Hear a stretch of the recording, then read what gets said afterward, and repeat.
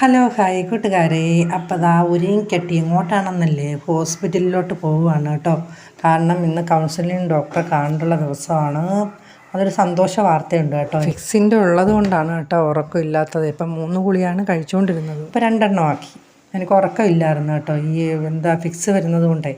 അങ്ങനെ ഞാനും മോളും ചേട്ടനൂടെ പോവുകയാണ് കേട്ടോ. ഇപ്പോൾ ഇന്ന് എനിക്ക് നല്ല ഹാപ്പി ആയിട്ടുള്ള ദിവസമായിരുന്നു. കാരണം ഗുളിക കുറച്ചപ്പോൾ തന്നെ സന്തോഷം കൊണ്ട് പിന്നെ നമുക്ക് വേറെ സന്തോഷമുണ്ട്. അങ്ങനെ ഞങ്ങൾ പോവുകയാണ്. ചേട്ടനും മോളും ഉണ്ട്, പിന്നെ ഞാനും കൂട്ടി ഇങ്ങനെ വീഡിയോ ഒക്കെ എടുത്ത് ഇങ്ങനെ ഹാപ്പി ആയിട്ട് പോവുകയാണ് കേട്ടോ. ഹാപ്പി എന്ന് വെച്ചാൽ ഈ ഗുളിക കുറയ്ക്കുമ്പോൾ തന്നെ നല്ല ഹാപ്പിയാകും. കാരണം എന്ന് വെച്ചാൽ ഞാൻ തന്നെ അത്രയും കഴിക്കണ്ടേ, അതുകൊണ്ടാണ് കേട്ടോ. എന്തൊക്കെയുണ്ട് വിശേഷങ്ങൾ? എല്ലാവർക്കും സുഖമാണോ? നിങ്ങളെ വീഡിയോ ഒക്കെ ഞാൻ കാണാറുണ്ടേ. നിങ്ങൾ എൻ്റെ വീഡിയോ ഫുള്ള് കണ്ട് സപ്പോർട്ടൊക്കെ ചെയ്യണേ. സബ്സ്ക്രൈബ് ചെയ്യുന്ന കൂട്ടുകാർ ഒന്ന് സപ്പോർട്ടൊക്കെ ചെയ്യണം കേട്ടോ. കാരണം കാണുന്നവരാരും ചെയ്യുന്നില്ല എന്ന് തോന്നുന്നു, അതുകൊണ്ടാണ് പറഞ്ഞത്. അപ്പോഴിതാ നമ്മൾ സങ്കേഴ്സ് ഹോസ്പിറ്റലിൽ എത്തി.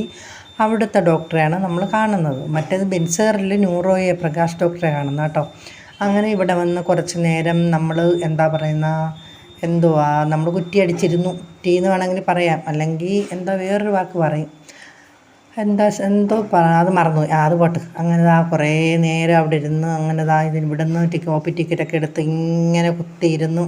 ഇവർ രണ്ടുകൂടെ വരുന്നത് എന്താണെന്ന് വെച്ചാൽ ഞാൻ എപ്പോഴാണ് വീഴുന്നതെന്ന് അറിയാൻ പറ്റത്തില്ല കേട്ടോ. മോൻ പിന്നെ സുമാറ്റയ്ക്ക് പോകുന്നതുകൊണ്ട് മോനെ അങ്ങനെ കിട്ടാറില്ല. അവൻ പിന്നെ രാവിലെ ഉച്ചയ്ക്കൊക്കെ പോകും. അത് കഴിഞ്ഞ് ഞങ്ങൾ പിന്നെ വീട്ടിൽ വന്ന് ഡ്രസ്സൊക്കെ മാറിയിട്ട് എനിക്കിഷ്ടപ്പെട്ടൊരു സ്ഥലത്ത് പോയി. അതെവിടെയാണെന്നറിയാമോ? എൻ്റെ ജീവനായ സ്ഥലം, അതേ കടപ്പുറം. ചുമ്മാ അന്ന് പോയതാണ് കേട്ടോ.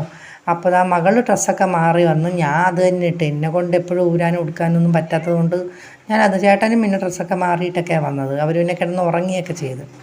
അങ്ങനെ ഇവിടെ വന്ന് കുറച്ച് നേരം നല്ല അടിച്ച് പൊളിച്ചു. ഇനി കടലെന്ന് പറഞ്ഞാൽ ഭയങ്കര ജീവനാട്ടാ. എന്താണെന്നറിയത്തില്ല, കടലെന്ന് വെച്ചാൽ എനിക്കങ്ങ് മുങ്ങി കുളിക്കാൻ തോന്നും. പക്ഷേ പേടിയുണ്ട്, പക്ഷെ ഭയങ്കര ഇഷ്ടമാണ്. എൻ്റെ അത്ര ഇഷ്ടമുള്ള ആരെങ്കിലും ഉണ്ടെങ്കിൽ ഒന്ന് കമൻറ്റ് ഇടണേ കേട്ടോ.